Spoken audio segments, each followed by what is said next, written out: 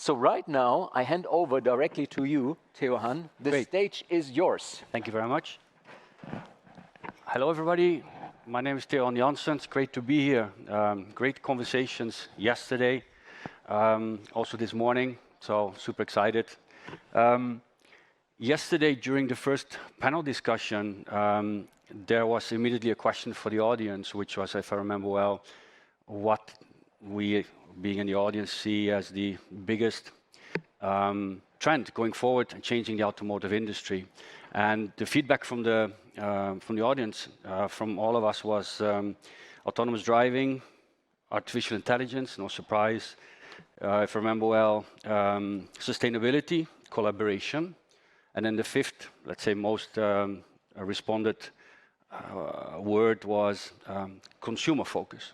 And that's what I like to share some thoughts on today, is there's a lot of discussion on software-defined vehicle, about the technology, the complexity, who's doing what does it mean? And I like to talk a bit about, okay, what does it mean for the consumer? What value can it bring? If we look first at mobility, we can see that there's a transformation going on. And I mean, there's a lot of discussions happening also this morning. What is driving this transformation? Of course, first one is the autonomous mobility. And we know that even though if the growth is not going that fast as we all expected, it's still going forward. There were colleagues here from Moya, from Uber. We've seen the merge between ShareNow and Free2Move, Didi in China. The amount of hours customers are spending in shared vehicles is still growing. So this is definitely something which is changing what's happening in the mobility. Then, as we said, also a lot of conversation about the autonomous driving.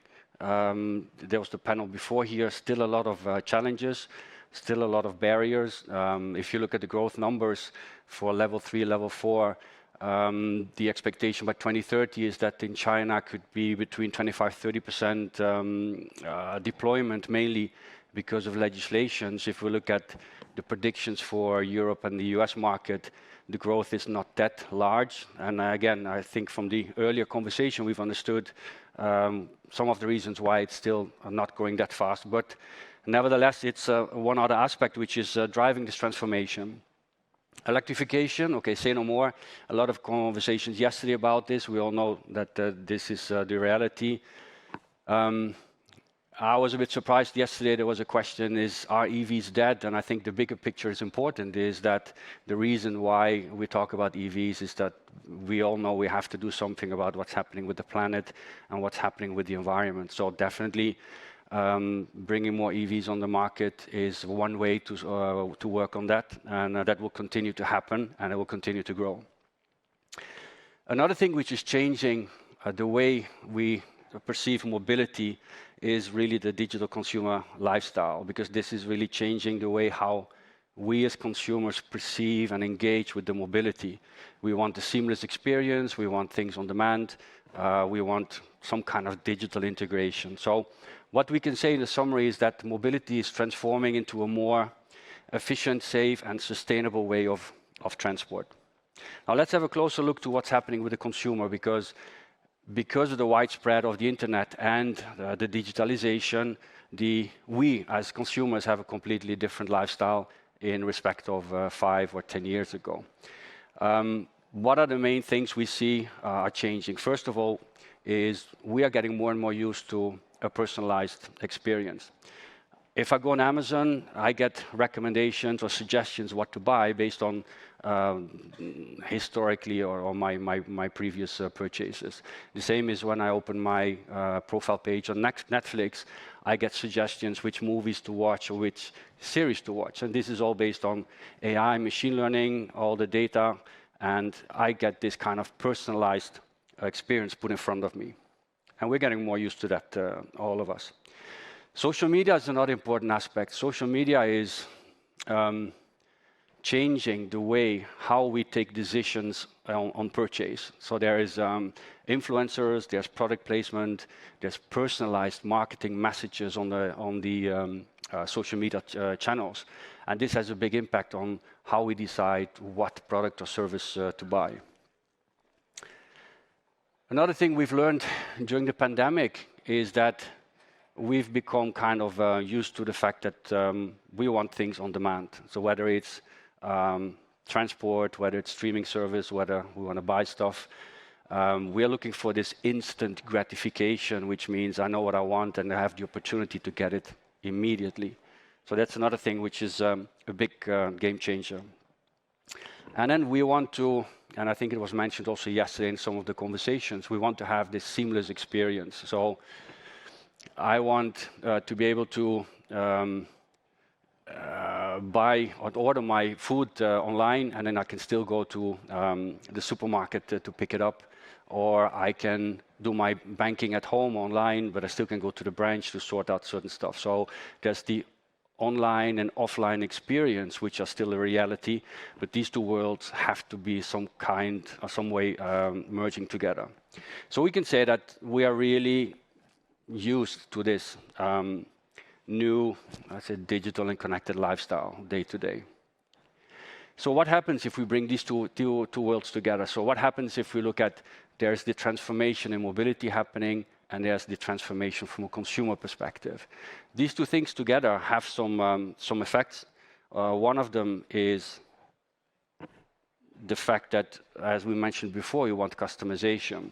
So I'm interested that when I get into the car, I want an in-car experience, an immersive experience, which is personalized for me based on what I want to see in my entertainment in the car or the feature set I want to have in the car. That's one result. The other one is I expect my mobility and my car to be updated all the time. I know this is possible with my computer, with my phone, so why not in the car? So I want the latest features, the latest performance. I want the latest version of the security. I expect that everything is always up to date. Contextual and predictive, like we said before about Netflix, here is a bit the same. So through AI and machine learning now, we can really push a contextual experience to the driver, or we can predict things. You could think about, I'm driving out of the city, I'm on the motorway, and because the car knows I'm doing a trip on the motorway, it could be interesting to switch on the level 3 or level 4 ADAS capability, which I don't need in the city. Another example is I put in the navigation system a trip to go skiing in Austria, and immediately I get an in-car purchase opportunity to buy, I don't know, a ski pass or a ski insurance policy for that day.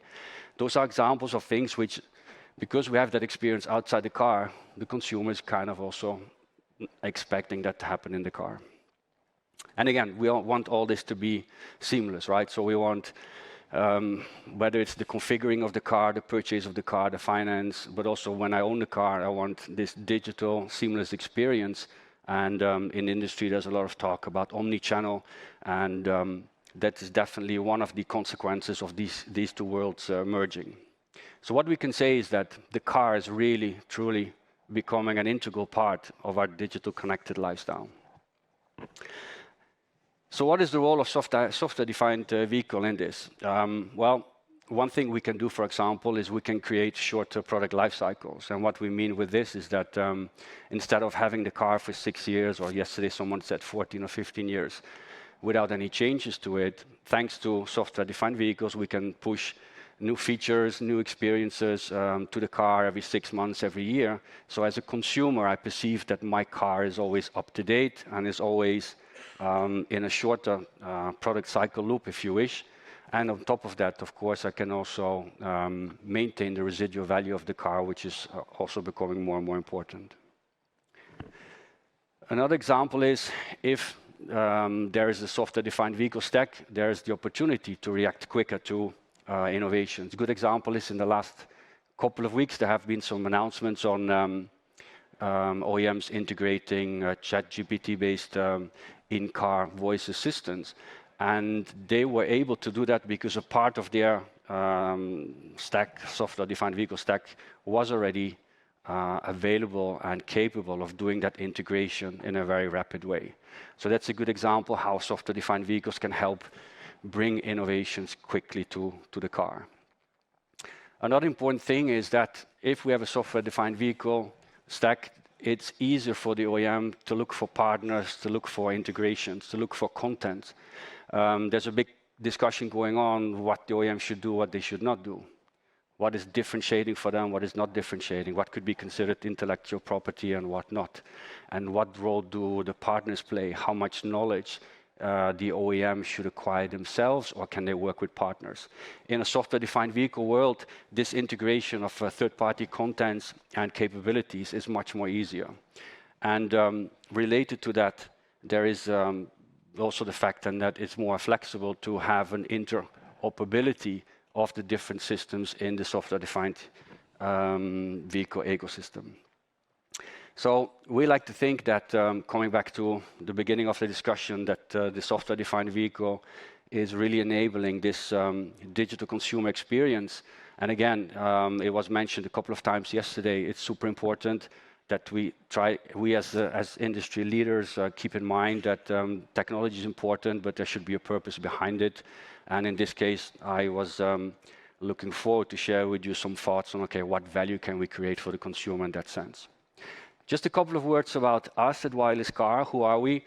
This year is our 25th anniversary. We've been working focused on connected services, so really enabling the connected sustainable mobility.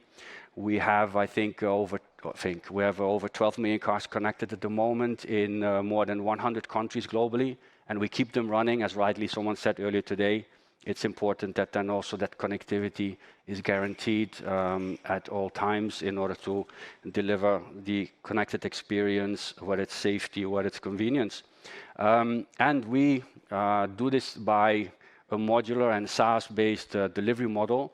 And in that way, we are able to really, coming back to what I mentioned before, we are able to tailor our offering and respond to the opportunities or the requests we get from the car makers in order to help them with that.